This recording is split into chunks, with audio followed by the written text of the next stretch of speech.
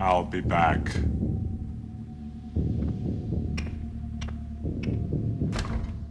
Hi guys, my name is David Nates and welcome to my channel. Today's topic is going to be about Arnold Schwarzenegger, one of my top motivators in trying to find success in life, and in some ways the most perfect depiction of the American dream. Arnold was born on July 30th, 1947 in Thal, Styria, which is located about 2 miles away from Graz, Austria's second largest city. He was born the second son to Aurelia and Gustav Schwarzenegger. He had an older brother, but he died in a car accident in 1971. Arnold's parents were dubbed by him as extremely strict. These were different times, and if they did something wrong, the siblings would be beat hard. Growing up, Arnold's father had a preference for his older brother, Maynard. The favoritism came from the unfounded suspicion that Arnold wasn't his biological son. Schwarzenegger has said on multiple occasions that his father had no patience for listening or understanding your problems. Even though his father-son relationship wasn't very good, he did have a loving relationship with his mother. Arnold's dad died in 1972 following a stroke. Arnold was academically average, although he stood out as a kid who was cheerful, good-humored, and with a positive character. Even at a young age, Schwarzenegger was very much into sports, playing soccer and whatever physical activity kids enjoyed playing, but it wasn't until the age of 14 that everything changed when his soccer coach took him to a local gym. His actual weight training started at the age of 15 and officially started his competitive career at the age of 17. In an interview, Arnold says that he was so dedicated to training as a youngster that he would break into the local gym on weekends when it was usually closed so that he could train. Here's a quote from the interview. "It would make me sick to miss a workout. I knew I couldn't look at myself in the mirror the next morning if I didn't do it." In 1966, Arnold competed in the NABBA Mr. Universe competition in London and got second place. There, Charles "Wag" Bennett, one of the judges, was impressed by Arnold and offered to coach him. In order to do that, Schwarzenegger was invited to stay in his crowded family home above one of his 2 gyms in Forest Gate, London. Under Bennett's supervision, Arnold was able to get better muscle definition in his legs and body. The reason I speak about this part of Arnold's history is that staying in London allowed Arnold to improve his grasp of the English language. Also, having lived an abusive childhood, living with Bennett changed him as a person. It made him much more sophisticated and allowed him to finally have a family that recognized him and made him feel unique and special. The training also paid off, and this led him to winning his first title in 1967, becoming the youngest ever Mr. Universe at the age of 20. Schwarzenegger would go on ahead to win this competition 3 more times. Arnold had been dreaming of moving to the US since the age of 10, and saw that bodybuilding could become his ticket to actually being able to do that. In 1968, at the age of 21, he did just that and started to train at the Gold's Gym in Venice, Los Angeles, California, under Joe Wader's supervision. This led Arnold to winning his first Mr. Olympia title in 1970, just at the age of 23. This is the same title that Arnold won another 7 times. From the beginning of his weightlifting career, his goal was to become the greatest bodybuilder in the world. Winning Mr. Olympia, as Arnold said, was not really just his ticket to America, but also to potentially become a movie star. He had retired from professional bodybuilding in 1975, but was convinced by George Butler and Robert Fuhr to compete once more in order to film this training in the bodybuilding documentary Pumping Iron. This documentary was a defining moment in Arnold's career. The actual documentary wasn't meant to focus on Schwarzenegger that much. It was actually meant to focus on Bud Cort, an actor going from physically slight to bodybuilder. As shooting progressed, the focus of the documentary became about Arnold Schwarzenegger and Ferrigno's preparation in order to compete in Mr. Olympia. Arnold was actually portrayed as a charismatic villain in some ways, as opposed to Ferrigno's, who was a heroic but sinister underdog. Ultimately, Arnold won hands down the Mr. Olympia competition, even though he only had a few months to really prepare, as he had actually gone through a bit of a weight loss in order to appear in a movie.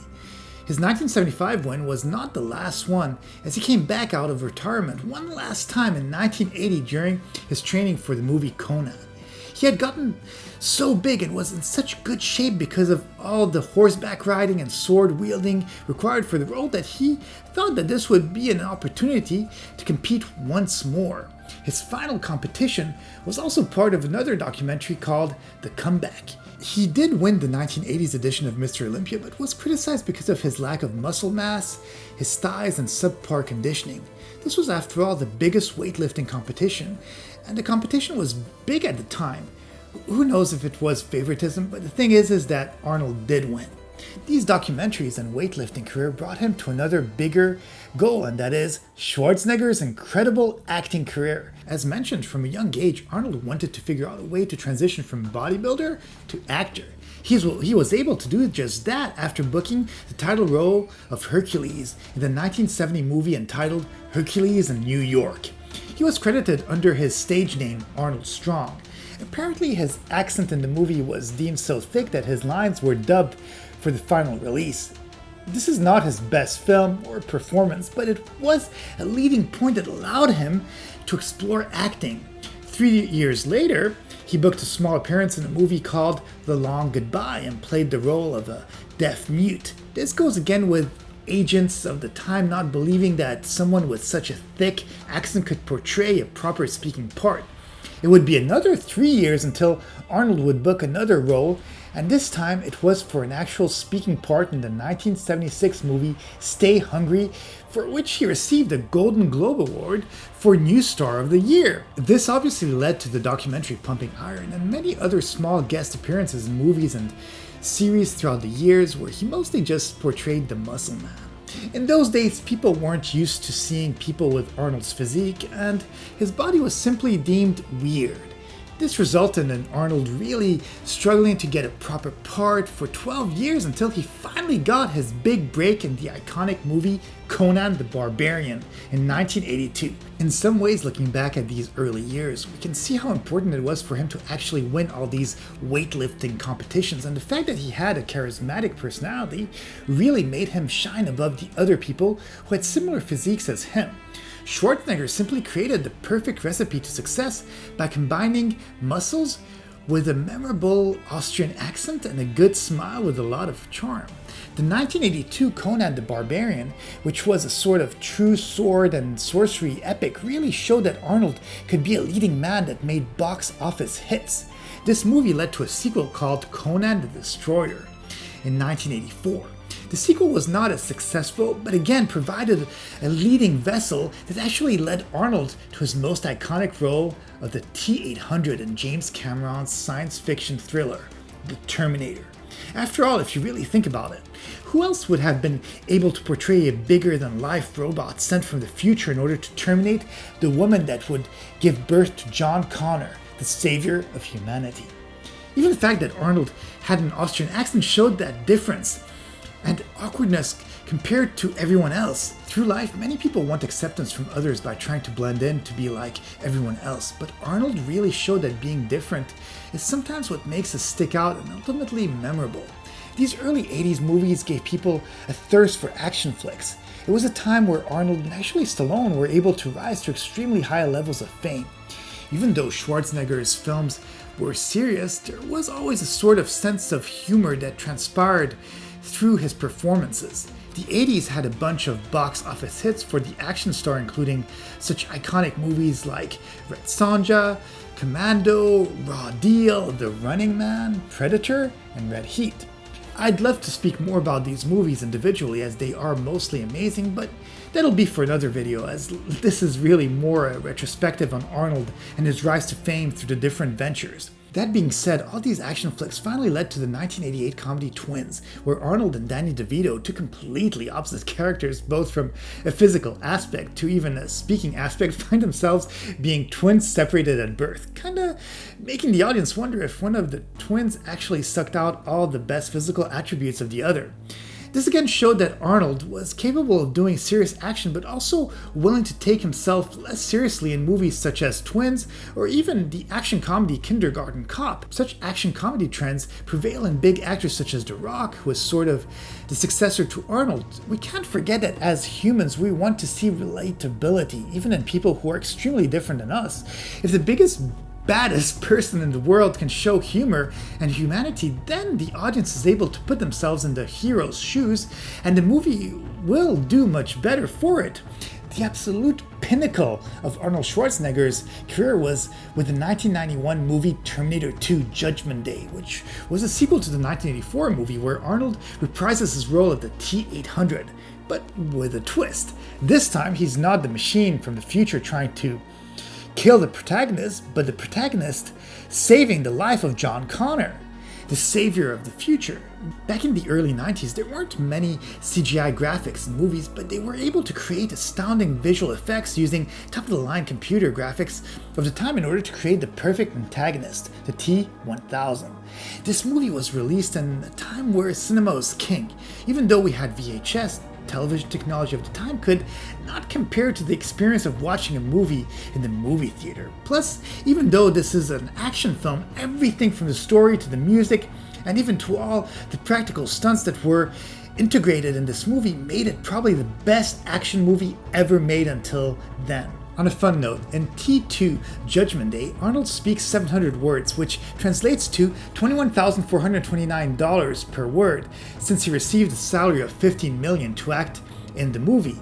It's not really like that it works, but it's a fun comparison.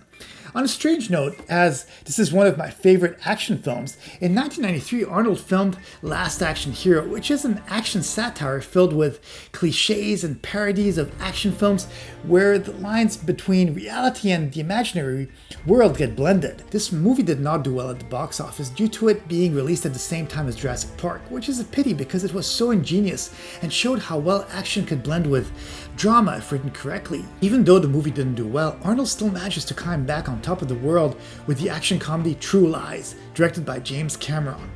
Wow, that's all I have to say. This was again an era where filmmakers didn't have to simply rely on CGI in order to make action scenes look amazing. The level of pure genius, stunts, and action sequences is so overwhelming in each movie, almost like a James Bond movie on steroids, which is pretty funny considering how muscular Arnold is. Since Schwarzenegger has a golden touch for almost every movie that he touches, it just made sense for him to reprise his role in yet another comedy with Danny DeVito called Junior, where Arnold is pregnant. The concept may sound silly, but it did make him win a second Golden Globe nomination for Best Actor. Okay, since I am only speaking about Arnold Schwarzenegger's successful movies, I do want to mention the 1997 movie Batman and Robin, as I really look at it as his worst movie of all time. Producers must have been surprised to create such a bad film, even though the movie had one of the biggest lineups of A-list actors of the time, including George Clooney, Uma Thurman, Alicia Silverstone, and obviously Arnold Schwarzenegger as Mr. Freeze. He didn't do a bad job as an actor, but if the script is bad, sometimes there's not much that can be done. A lot of comic book-based movies were a little too cartoony in the 90s. It came from the fact that they really wanted to get the young audiences to watch the movie, and to make it acceptable for parents to take their kids to watch an action flick. Soon after this flop, Arnold took a bit of a break due to a back injury and then came back in 1999 with End of Days, followed by The Sixth Day and Collateral Damage, which all failed at the box office. These were definitely not his best movies, but at the same time they were enjoyable enough to watch. But during those days the box office had changed and action flicks were not on top of the A-list anymore. The combination of VHS rentals, DVD releases, and better television made it easier for people to watch stuff at home. Plus, it was a transitional time into more CGI-based movies, which meant that the industry needed to learn to adapt to utilizing these tools. In 2003, he did reprise the iconic character of the T-800 for Terminator 3, Rise of the Machines, but to me it just felt like a complete copy and paste of Terminator 2. I understand that it's important to give a bit of fan service, but what once felt fresh can become stale if there's no innovation that is brought on the table. Nevertheless, this movie did do well at the box office. Soon after that movie and doing a final cameo in the Jackie Chan movie Around the World in 80 Days, Arnold took a step back and retired from acting in order to follow a political career, which basically leads me to another chapter of Arnold's life, Arnold and his role in politics. For years, Arnold has been a registered Republican. His political views have always been known even when he was an actor. In an interview, Schwarzenegger explains why he chose that particular party. Apparently, when he arrived in the USA in 1968, there was the Humphrey Nixon presidential campaign. While watching the election on television, he noticed that the Democrats had ideals that were very similar to socialist Austria, wanting a change, and hearing Nixon speaking about free enterprise, getting the government off your back, lowering taxes, and strengthening the military. Well, it just felt like a breath of fresh air. And it's from that moment on that he became Republican. On an interesting note, which shows Arnold's interest in politics, is the fact that he married Maria Shriver back in 1986, who was an author and journalist, but more importantly, the niece of the latter United States President John F. Kennedy. I would imagine that being married to someone who is part of the Kennedy family would make one very interested in politics. This showed itself in 2003 when Arnold Schwarzenegger ran for governor of California and won the election. It is important to take note that even though he started a political career, it would be impossible for him to run as president because even though he has a dual American-Austrian citizenship, one of the rules to be president is the fact that one must be born on American soil. During his time as governor of California, he dubbed himself as a moderate Republican. He is physically conservative and socially liberal. He had pro-choice ideals on abortion, gave support on gay marriages, and gave himself permission to clean up political gridlock. Some of his early work included repealing an increase in vehicle registration fees, but also preventing illegal immigrants from getting driver's licenses, which gave him a lot of backlash. Schwarzenegger played a significant role in imposing Proposition 66, which is a proposed amendment of the Californian three-strike law. This amendment would have required a third felony to be either violent or serious to mandate 25 years to life sentence.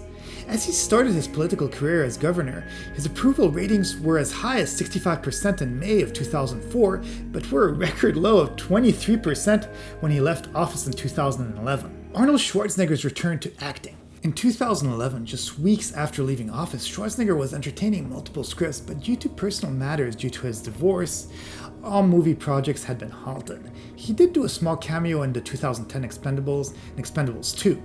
It was only in 2013 that he took on a real role in the Stallone film The Escape Plan, where both action heroes are doing their best in order to escape from a high-security prison.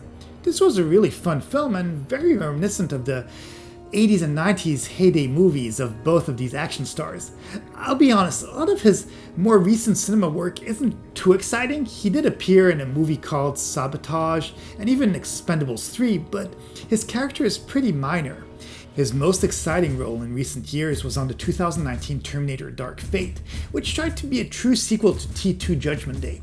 I must say that the movie was only okay until Arnold shows up midway through it and makes the whole cinema light up.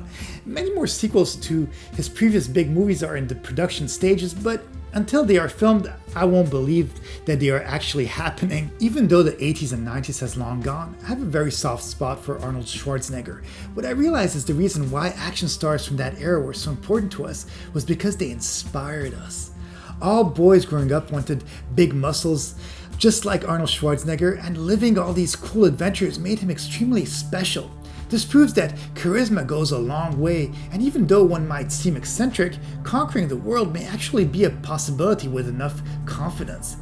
I hope that you enjoyed this video. I had a really good time going through Arnold's career highlights. There's a lot more to say about him, but I will leave that for another video.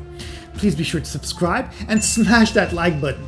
Leave me a comment too and let me know your favorite Arnold Schwarzenegger moment. Have a great day, and I'll see you in the next video.